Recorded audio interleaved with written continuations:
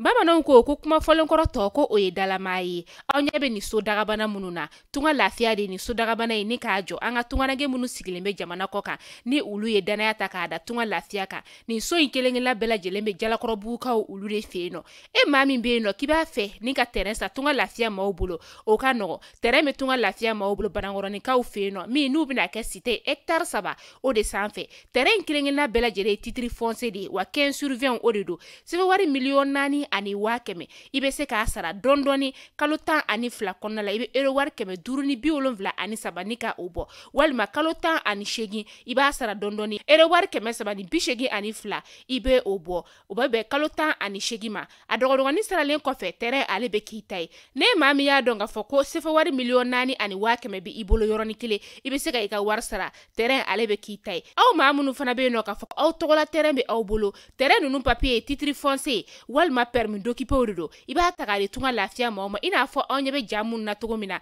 u b'a jɔ ni ka a d'i ma ka sɔrɔ i ma tɔɔrɔ o tuma la tunganage minnu sigilen bɛ jamana kɔ kan tunga lafiya nana aw lafiyali o de kama walasa sojɔko la aw kana degun sɔrɔ cogoya min na ne mɔgɔ min bɛ fɛ ka kunnafoni wɛrɛ sɔrɔ sa o tuma la an wele an ka numéro whatsapp kan 00336 41 94 03 80 walima 00223 72 18 42 47 tunga lafiya maliyɛnden minnu sigilen bɛ jamana kɔ kan u bɛɛ lajɛlen kelen-kelenna bɛ se ka u ni kanso sɔrɔ ba maliba ale kɔnɔna la cogoya min na.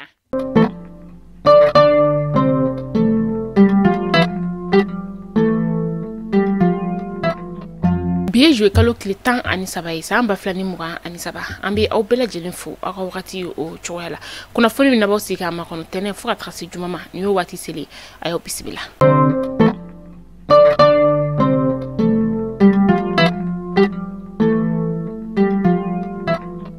Kunnafoni damela bi ko ka Mali kalanko ni ka ale dafiri ka tila tuguni ka an ka kɛlɛkɛcɛ ko ni kɛlɛkɛminɛn ko ni ka o ko bɛɛ ban pepewu ko sababuya bɔra an ka jamana ɲɛmaa kɔrɔ la ni o ye Alpha Umar Konare ko ale kɔni ye jamana ye ni ka ale janfa ani jamana kɔnɔdenw o de siratigɛ la sa mouvement démocratique ni o ye MPR ye ale kɔni ye o ko ta ni ka taga n'a ye kiiri tigilamaw ka bolo kan. Organizina tigilama 51 olu de kɔni fagara an ka fintigilakaw olu fɛ ma 55 sigana taraka olu sɛgɛrɛ u ye wele lase olu ma ni baara in bɛɛ lajɛlen kɛra juin kalo ale tɛmɛnen o kɔnɔna la ni kunnafoniya dira an ka fintigilakaw fɛ kunu araba.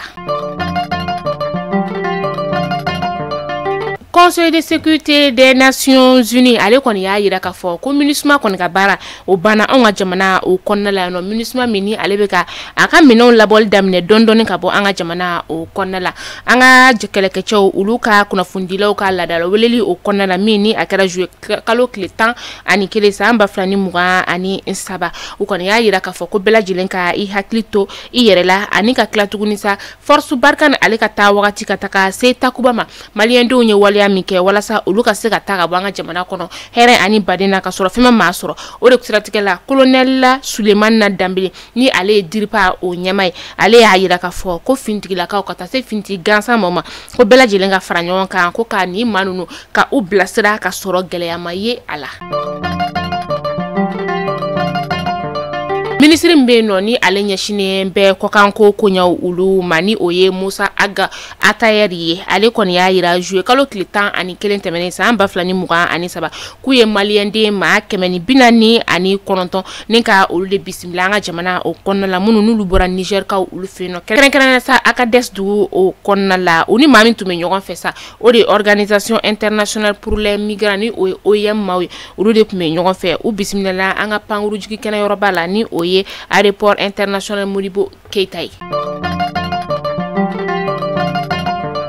Fédération malienne de football ale kalafili olu bɛna daminɛ sɔɔni dɔrɔn o de siratigɛ la sa maa minnu bɛ yen nɔ ni olu ɲɛsinnen bɛ kalafili ale waleyaw ma u y'a yira k'a fɔ ko kalafili yɛrɛ kɔni ale bololalen don ka utukalo tile 29 nata ni ka o de makɔnɔ o de la sa ko maa minnu bɛ yen nɔ ni olu kɔni bɛ fɛ ka kɛ cɛbɔ ye kalafili ale la a ɲininen do fɛ juma juillet kalo tile 28 san 2023 nɛgɛ kanɲɛ 16 yan'o cɛ ko bɛɛ lajɛlen ka taa i ka sɛbɛnfura ni ka o bila.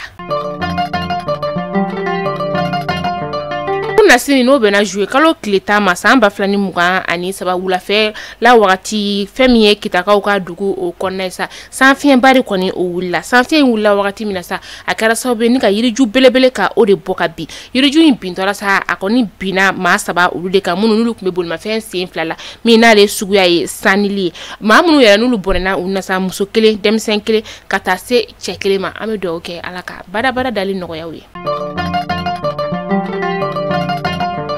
amta baflabe kaw ulu fe no femi ye sanji ba koni onana baflabe sigida la krenkrene sa bambila alebe tomura sigida ola ayira la ka foko sanji koni nana ay cheni bado ulu kuna ukakana garana ubola minon koni ulu chama chena sanji ofe akara jouer kalo kletan choufe ka duguje akletan ani kelena ni sanji koni akara sabuye ninga dula ma koni bela jele jatike o konna na usubi jaya kaw fe no ulu kon teka sanji yere ninka oye unyela sanji mi yere sa nulu be ka yini no sanji keleme ka sabuye ka cheni ke dugudo ulukuna